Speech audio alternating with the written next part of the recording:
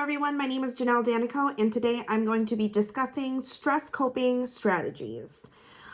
By definition, psychologists Lazarus and Folkman are both published psychologists that wrote a book in 1984 called Stress, Appraisal, and Coping. In their book, they define coping as a cognitive and behavioral effort to manage demands that the subject has determined to be stressful. So statistically, cognitive efforts and behavioral effects are both included in this book.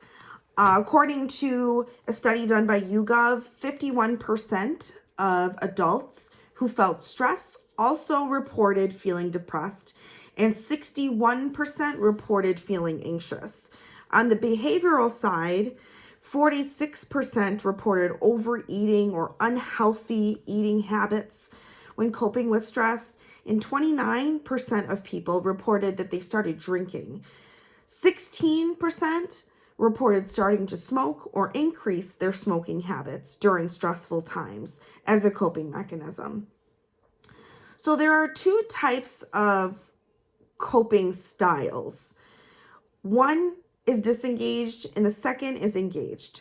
Now, when you hear the words, they sound just as they mean. So when someone is a disengaged style of coping, they're more passive in their way of coping.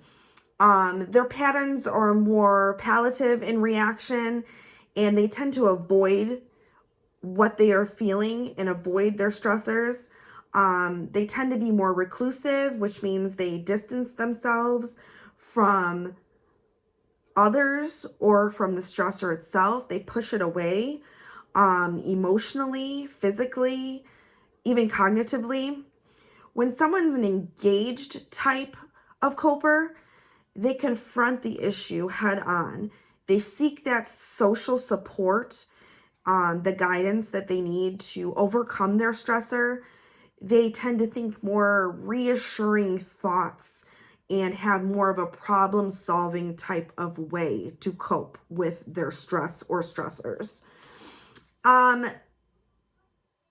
When dealing with coping strategies, I was able to identify 5 types of coping strategies that were used by many individuals. So we're going to touch base on those.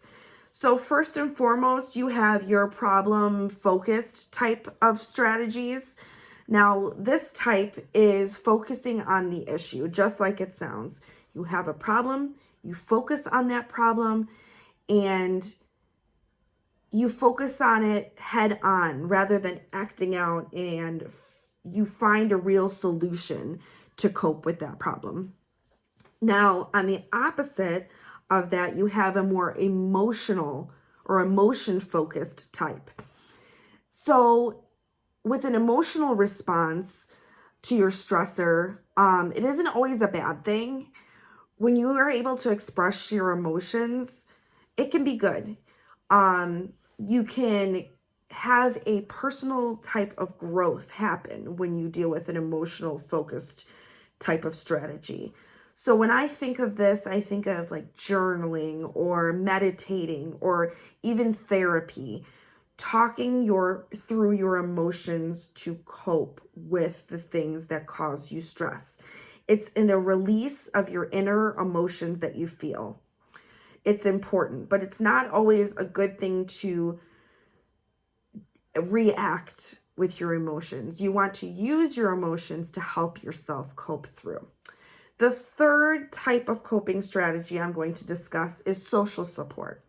So social support is you are seeking out guidance and aid in helping yourself cope through these issues. So I think medical professionals like counselors, advisors, mentors, confidants, even a close friend, anyone that can help you and guide you to decrease your stress. The next fourth and next coping strategy is religious coping. So it's a faith-based type of coping strategy. It is said to be a mix of social, problem, and emotional coping. So you use that faith-based and believe in a higher power um, to help guidance and help you aid in coping with your stressors. And lastly, um, it's called meaning making or cognitive reappraisal. This is seeing the positive in your situation rather than dwelling on the negative to solve your coping with stress. You are more optimistic. You're a glass half full type of coper. Realizing that the size of the stress or the stressor on a smaller level to the bigger plan and the bigger picture can help you cope better with your stress. Lazarus and Folkman also pointed out that there are coping models, and when they dug deeper into their book, they pointed out two of the types of coping strategies we just talked about, which the first one is problem focused and the second one is emotional focused.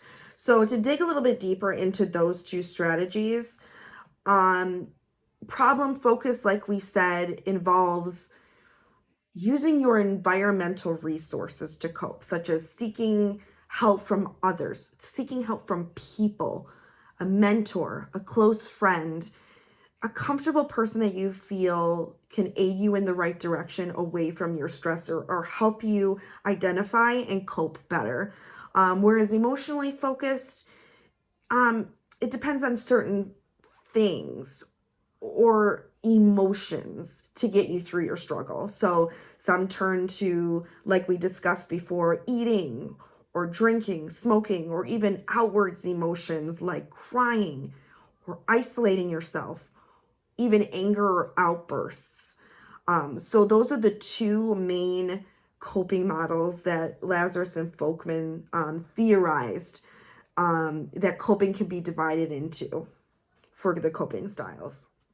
Now, the benefits of using a coping strategy. Well, for one, it can reduce your stress or your stressors in life.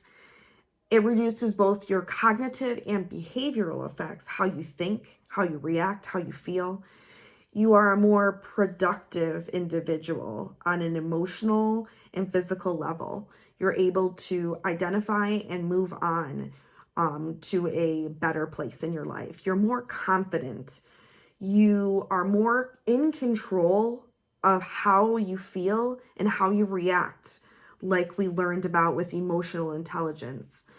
And you're more aware of your surroundings, of how you feel, and you're able to have more of a balance in your life. So for today, the key takeaways that I spoke about is that coping is our own personal cognitive and behavioral efforts to overcoming our stress or stressors. We understand what it means to be an engaged coper or a disengaged coper. We learned that it can be divided into a problem solving or an emotional type of model.